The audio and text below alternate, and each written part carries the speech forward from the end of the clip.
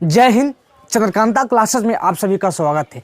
जैसा कि आप सभी जानते हैं कि पिछले क्लास में हमने बताया था पोलरिटी, यानी पोलरिटी किससे कहते हैं, पोलरिटी के कितने प्रकार होते हैं। क्योंकि आज हम जानेंगे आर्क ब्लो, यानी आर्क ब्लो क्या होता है।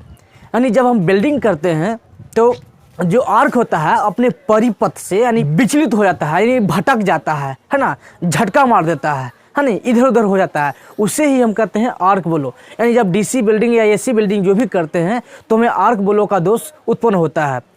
चूँकि आर्क ब्लो में हम 3 पॉइंट पे बात करेंगे। सबसे पहले बात करेंगे कि आर्क ब्लो होता क्या है, आर्क ब्लो से आप क्या समझते हैं, और दूसरा पॉइंट है कि आर्क ब्लो कैसे जन्म लेता है, कैसे उत्पन्न होता है, और तीसरा पॉइंट है वह कौन से कारक है जो आर्क ब्लो को उत्पन्न कर देता है ना। आज 3 पॉइंट को हम विशेष तौर पे जानेंगे। तो चलिए बिना देरी किए हुए आर्क ब्लो को हम जानते हैं कि आर्क ब्लो क्या होता है, आर्क ब्लो से हम क्या समझते हैं। सबसे पहले आर्क मतलब होता है चिंगारी, अब ब्लो मतलब झटका यानी विचलन, अपने रास्ता से बिलच जाना यानी हट जाना यानी झटका, यानी आर्क ब्लो यानी अपने परिपथ से यानी अपने मार्ग से आर्क का जो रास्ता होता है यानी भटक जाना ही आर्क ब्लो कहलाता है। आपसे पूछा जाएगा कि आर्क ब्लो से आप क्या समझते हैं, तो आप कहेंगे कि हम आर्क ब्लो से यह समझते हैं कि जब डीसी बिल्डिंग एसी बिल्डिंग में जब हम आर्क को जलाते हैं और आर्क अपने परिपथ से एक कारक द्वारा आर्क अपने मार्ग से भटक जाता है, विचलन हो जाता है, उसे ही बोलते हैं आर्क ब्लो, है ना। तो आप समझ गए होंगे कि आर्क ब्लो क्या होता है ना। अब दूसरा सवाल है कि आर्क ब्लो का जन्म होता कैसा है, कौन से कारक है जो आर्क ब्लो को उत्पन्न करता है। तो चलिए एक कहानी के माध्यम से हम समझते हैं कि आर्क ब्लो का उत्पन्न कैसे होता है। क्योंकि आप जानते हैं कि कोई भी व्यक्ति अपने मार्ग से गुजरता है, अपने सफल लक्ष्य की ओर बढ़ता है, तो उसके रास्ता में कोई ना कोई बाधा, कोई ना कोई कठिनाई आती है। अथवा यूँ कह लें कि उस सफल व्यक्ति जब अपने लक्ष्य की ओर बढ़ता है तो कोई ना कोई व्यक्ति उसे बाधा पहुंचाने का कार्य करता है, यानी उसे सफल होने के लिए रोका जाता है। ठीक उसी प्रकार जब आर्क अपने परिपथ में चलता है तो कोई ना कोई एक कारक है जो आर्क को अपने परिपथ से भटका देने का प्रयास करता है। जैसे मान लीजिए कि हम एक रास्ता से जा रहे हैं और कोई दूसरा व्यक्ति आया, हमें रास्ता से ठेल दिया, तो हम क्या हो जाएंगे, जो रास्ता से हम जा रहे थे उस रास्ता से भटक जाएंगे। यानी हम कह सकते हैं कि हम अपने सही रास्ते पे जा रहे थे, लेकिन दूसरा व्यक्ति आया और हमें धक्का दे दिया, जिसके कारण अपने रास्ता से हम भटक गए। चूँकि न्यूटन के पहला नियम भी यही कहता है कि कोई वस्तु तब तक गतिमान में है, कोई वस्तु तब तक विराम में है जब तक कोई बाहरी असंतुलित बल उस पर कार्य ना करे। यानी जो व्यक्ति गति में है वो गति में रहेगा और जो वस्तु विराम में है वो विराम में रहेगा, लेकिन कब तक, जब तक उस वस्तु पे कोई बाहरी बल आके कार्य ना करे।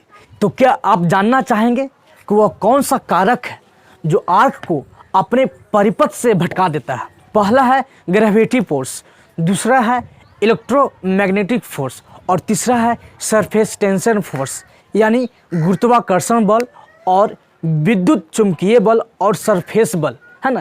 ये 3 ही कारक है जो कि आर्क को अपने मार्ग से भटका देता है। एक कैसे तीनों कारक आर्क को अपने रास्ता से भटका देता है, विचलित कर देता है, झटका दे देता है। तो चलिए एक एक करके जानते हैं।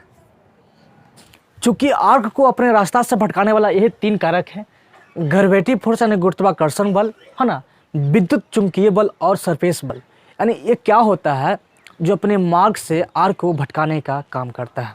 चलिए इन तीनों को बारी बारी से समझते हैं एक फिगर द्वारा।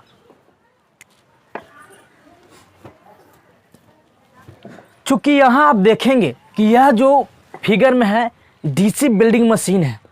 अब एक तरफ को हम इलेक्ट्रोड से जोड़ते हैं और एक तरफ जॉब को यानी प्लेट को जोड़ते हैं। इसमें क्या होता है, जब आर्क बनता है तो क्या होता है कि आर्क आगे अथवा पीछे की ओर हम ले जाते हैं, है ना। आर्क को हम क्या करते हैं, इस तरह से उत्पन्न करते हैं, है ना, आर्क बिल्डिंग करते हुए आगे बढ़ते हैं अथवा पीछे बढ़ते हैं।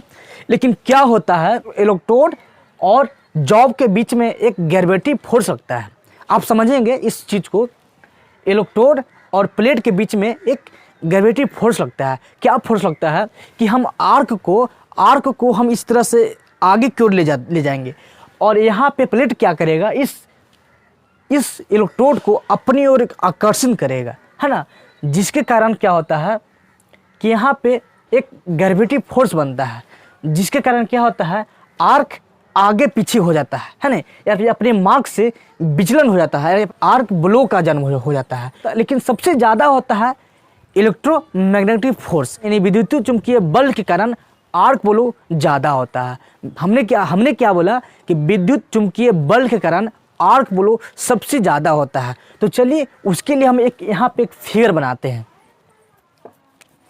चूँकि इस फिगर को समझने से पहले हम यहाँ चलते हैं।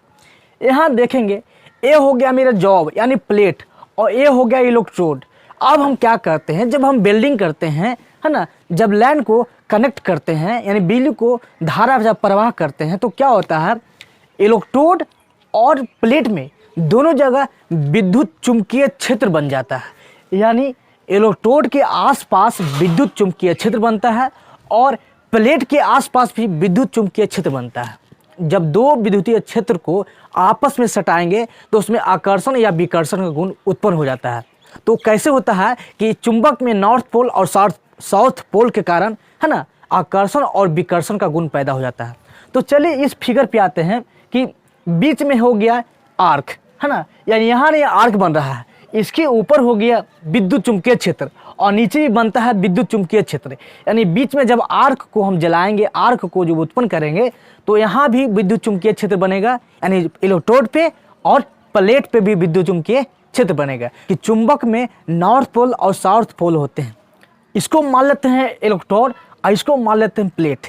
इन दोनों के बीच आर्क उत्पन्न होता है। जैसे आप यहाँ देखेंगे ये हो गया इलेक्ट्रोड, ये हो गया प्लेट और इन दोनों के बीच में आर्क उत्पन्न हो रहा है। यानी यहाँ भी विद्युतीय क्षेत्र बनेगा और यहाँ भी विद्युतीय चुंबकीय क्षेत्र बनेगा, यहाँ भी चुंबकीय क्षेत्र बनेगा, यानी यहाँ भी विद्युत चुंबकीय क्षेत्र बनेगा और यहाँ भी विद्युत चुंबकीय क्षेत्र बनेगा। यानी आर्क के दोनों साइड यानी इलेक्ट्रोड पर और प्लेट पर दोनों साइड विद्युत चुंबकीय क्षेत्र बनेगा। जब दो चुंबक आपस में जब सटा कर रखेंगे तो उसमें आकर्षण और विकर्षण का गुण पैदा हो जाता है नॉर्थ और साउथ पोल के कारण। तो आप यहाँ देखेंगे कि ये आर्क बेचारा अपने रास्ता से जा रहा है, ये आर्क अपने रास्ता से जा रहा है और दोनों जगह चुंबकीय क्षेत्र उत्पन्न हो गया है। यानी एक इसमें क्या होगा आकर्षण का गुण और एक में होगा विकर्षण का गुण। यानी ये आर्क को चाहेगा अपनी ओर खींचने के लिए और ये चाहेगा अपनी ओर से दूर भगाने के लिए। यानी आर्क अपने मार्ग से जा रहा है तो इसको खैर नहीं है। खैर नहीं इसलिए नहीं है कि ये चाहेगा आप हमरा में सट जाए, ये चाहता है हमरा से दूर भाग जाए, हमरा में सट जाए। यानी आप समझ सकते हैं ठेठ भाषा में, यानी आर्क को अपने दिशा से इन दोनों चुंबकीय क्षेत्र भटकाता है। यानी आकर्षण और विकर्षण गुण के कारण ये आर्क को अपने परिपथ में ना जाकर एक दूसरे के आगे पीछे होता रहता है और यही से उत्पन्न होता है आर्क ब्लो।